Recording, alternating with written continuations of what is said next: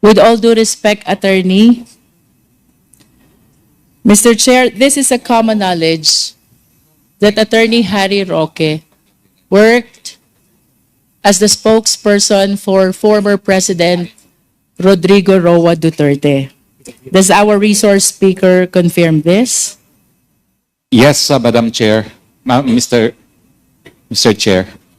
And Mr. Chair, can we please direct the resource speaker to describe ano po ba ang trabaho ng isang resource speaker ng Presidente? As spokesperson, I was addressing the Malacanang Press Corps 3 times a week. I was preparing press releases on behalf of the President, and I was answering queries from the media on behalf of the President. And will the resource speaker agree if I would say that a spokesperson position is a position of trust and confidence? Yes, Mr. Chair. And by position of trust and confidence, it means that the President is giving you his full trust and confidence in all matters that might be within or even relevant to the discharge of your function as presidential spokesperson. Does the resource speaker agree? Mr. Chairman, subject to regular consultations with the President. And for the information of the committee, by the position of trust and confidence, it means that the moment the President lost the trust and confidence to the person, he can anytime terminate this official. I confirm that, Mr. Chairman. I was appointed to a position with the rank of cabinet member. I understand as well that Attorney Roque is one of the seasoned lawyers, as a matter of fact, internationally. Can you please enlighten us on your background as a lawyer? I have been teaching international law in UP as well as in American University and National University of Singapore, total of more than 20 years already until now. And I was past president of the Asian Society of International Law. I'm also a member of the List Council of the International Criminal Court. And having earned that reputation in the legal circle, Mr. Chair, and being the presidential spokesperson as well, I would assume that if ever there will be erroneous decisions on the part of the President, Attorney Harry Roque will be calling the attention and correcting or perhaps stopping the President from pursuing such erroneous action. Will the resource speaker agree to this? I do not think I had that function. I could only speak for the President. I could not actually countermand him. I could not correct him. He is my principal. But considering, Mr. Chair, that he is a lawyer and a spokesperson as well, pagka ho ba may maling desisyon ang Presidente, will you not volunteer your legal expertise to correct the President? Unless I am asked for my opinion, Mr. Chair, I will not volunteer, Your Honor. Mr. Chair, I wish to invite the attention of Attorney Harry Roque to PD 1869. This is described as the Charter of PAGCOR. And as a matter of fact, it defines what illegal gambling is. I also wish to invite his attention to Republic Act number 9487, which extends the franchise of PAGCOR to another 25 years. Again, it defines what illegal gambling is. Ultimately, Mr. Chair, I wish to invite the attention of Attorney Roque to Executive Order number 13. And I wish to state for the record, Mr. Chair, that for the very first time, the term online gaming was mentioned in Executive Order number 13. This is something which is not mentioned, which is not provided in PD 1869, as well as in RA 9487. May I ask the resource speaker, when the President issued Executive Order number 13, don't you think he legislated? I am unable to make an opinion because when I was a spokesperson, legal matters such as these are directed to the Presidential Legal Counsel or to the Office of the Solicitor General or to the legal office of the Office of the President under the Executive Secretary. Mr. Chair, this representation wishes to solicit the opinion of a legal expert, our resource speaker, Attorney Harry Roque. I am sure that with the number of hearings he went through already, he has come across Executive Order number 13. This is the presidential issuance during the time of former President Rodrigo Roa Duterte, mentioning the term online gaming for the very first time. The term that was never mentioned in PD 1869 and even in RA 9487. I hope we can be enlightened by the legal expertise of our resource speaker.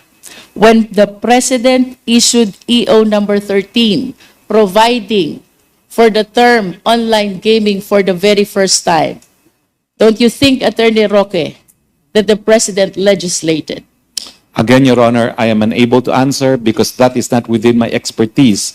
I have mentioned that my expertise is in the field of public international law, having taught and practiced that. And I am sorry because I'm not very familiar with Executive Order number 13. In fact, my only knowledge of Executive Order number 13 was in the last hearing when former Chair Domingo said that President Duterte regulated online gambling, no? Through Executive Order number 13. But I am unable to give an opinion now, not being thoroughly familiar with the EO as well as the underpinnings behind the issuance of Executive Order number 13. I'm so sorry, Your Honor, it's not within my field of expertise.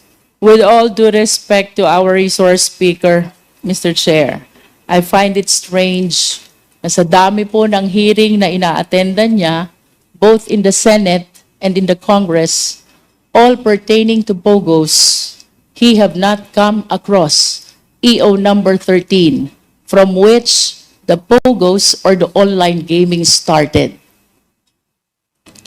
But I'm sure, for the next concern that I wish to raise, our resource speaker is very much familiar with, because this is fundamental in the study of law. There is in law the principle of separation of powers. And I wish to share the case of Belgica versus Ochoa, GR number 208566, November 19, 2013, on the constitutionality of the Priority Development Assistance Fund. For the information of the Filipino people, I wish to read, the principle of separation of powers refers to the constitutional demarcation of the three fundamental powers of the government. In the celebrated words of Justice Laurel Inangara versus Electoral Commission, it means that the Constitution has blocked out, with deft strokes and in bold lines, allotment of power to the executive, the legislative, and the judicial departments of the government. To the legislative branch of the government through Congress belongs the power to make laws. To the executive branch of the government through the President belongs the power to enforce laws. To the judicial branch of government through the court belongs the power to interpret laws. I wish to go back to Attorney Roque. Attorney Roque, don't you think that the President encroached upon the power of the Congress when he issued Executive Order number 13, providing for online? Well, Mr. Chair, first and foremost, I argued that case of Belgica. I was lawyer in the Supreme Court for Mr. Belgica, and I confirmed the principle of separation of powers. However, as I said, although it is not my expertise, I will give my opinion, my candid opinion. And that is, under our scheme of things, executive issuances, legislative enactments are all presumed to be constitutional unless proven otherwise. So the status of Executive Order number 13, unless challenged in court, is that it is presumed to be constitutional. Executive orders being in the nature of implementing existing legislation, Your Honors. Mr. Chair, there's a principle in law. When the law does not provide, we should not provide. When the law does not include, we should not include. If the substantive law creating PAGCOR does not provide for online gaming, then no executive issuances should provide for online gaming. Let us all be reminded by the legal maxim, inclusio unius est exclusio alterius. Kung wala naman pong sinabi dun sa substantive law, then the procedural law should not provide. Let us be reminded that the procedural law should always yield in favor of the substantive law. Mr. Chair, I wish to invite the attention